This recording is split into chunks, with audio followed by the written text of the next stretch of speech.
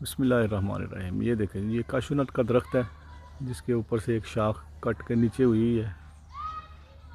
पहले लगता था शायद किसी ने काटी हुई है कटलस लेके, वैसे बहुत ऊंची है ये, यहाँ तक पहुँच तो नहीं सकता इंसान आम। तो उसके बाद अब हमें नज़र आया एक और जगह पे कि देखें, और नीचे भी इसके जो असरात हैं वो पड़े हुए हैं।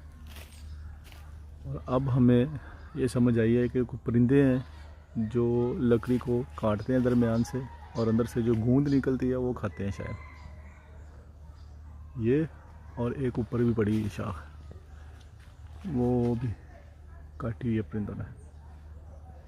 उसके बाद